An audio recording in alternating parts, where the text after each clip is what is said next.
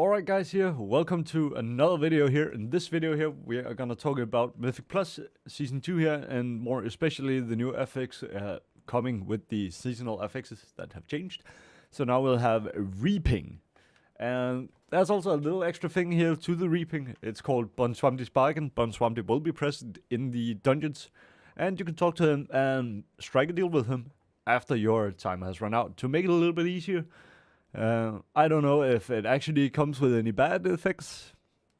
I think that's just a RP element that you'll get a little debuff saying you've struck a bargain with Bonswamdi or something like that. But nonetheless here, let's talk about the Reaping.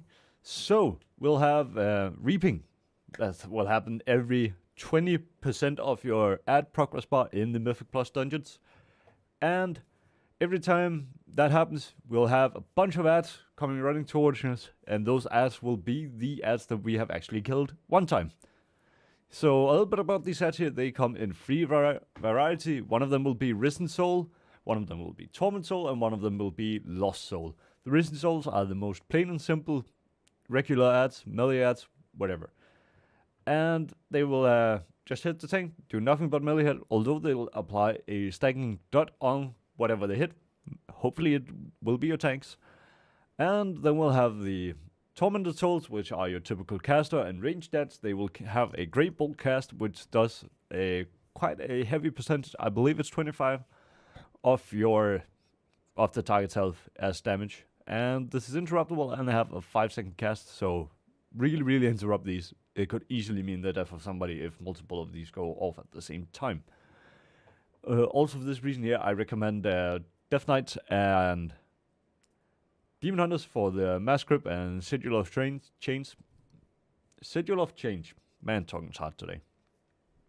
So we can get them easily grabbed up and have like a large AoE interrupt. Also Demon Hunters DPS stun, like AoE stun, is really good for this here as well. But yeah, and then we have the one last ad called Lost Soul. Lost Souls are your typical big ads and mini bosses, and they'll have a bit more to them than the other ads. So Lost Soul will have like a smash, a shadow smash. It's a big purple circle, and you want to really dodge this because it does a lot of damage, and it gives you a debuff that reduces your healing taken.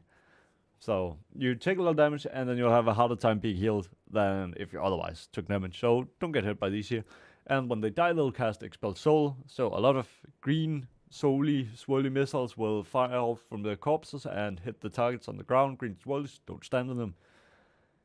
And this is basically what the ads do. The ads will have half the health of the ads you killed to spawn these souls.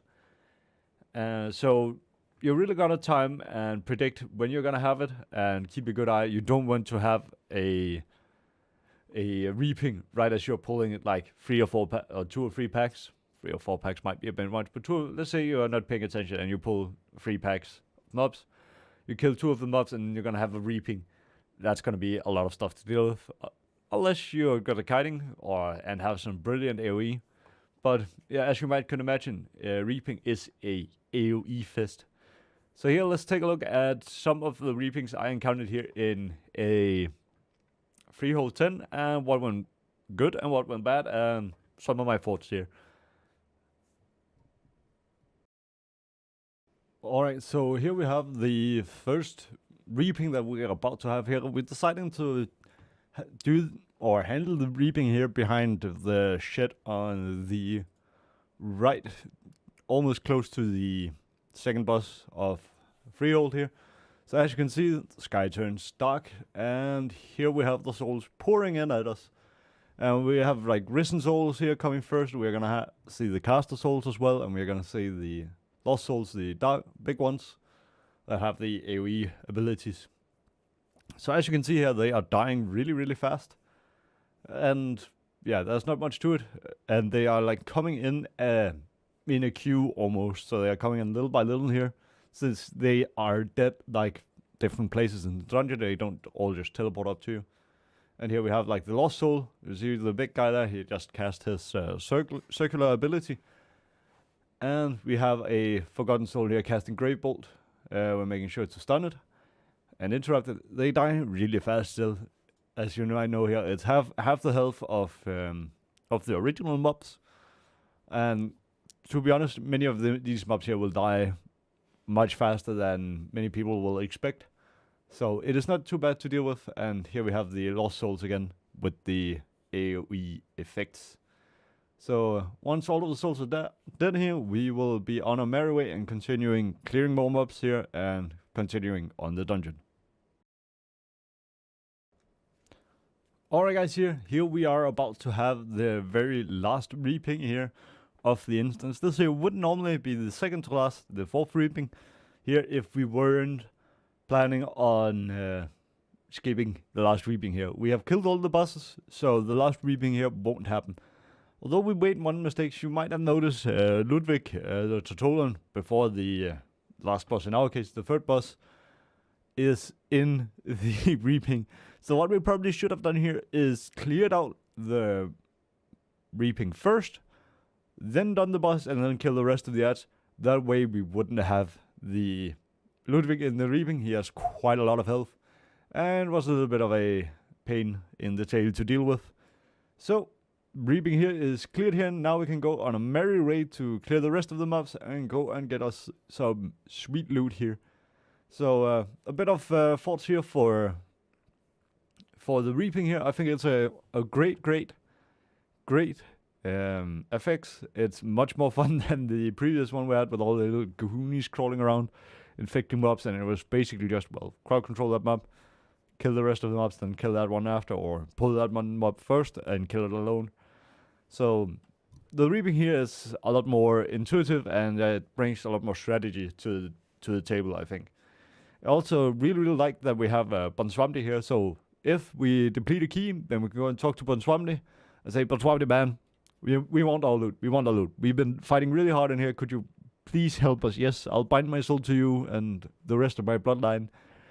And my children are gonna hate me for it, but damn it, Bonswamdi, I want my loot. Can you help me? And then Bonswamdi is gonna be like, yeah, man. Yeah, and then you can have your loot because you gain a huge buff. I think it's like 30% or 25% haste or something like that. Hold on a second, let me check up on it. No, it's 20% damage and healing done. So that should definitely help you with the rest of the dungeon here if it was a bit tough. It basically takes it down like 1 or 2 level, I think. It would be equivalent to. So yeah, definitely. I don't know how Radar.io is gonna take this here into consideration with the buff and people using it. Maybe they're just gonna say, well, it's a part of the game. Clear it fast. Clear it fast.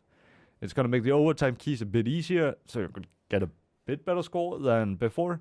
But all in all, I think it's not gonna matter that much. Anyway, guys, here, this is gonna be it here for this video here.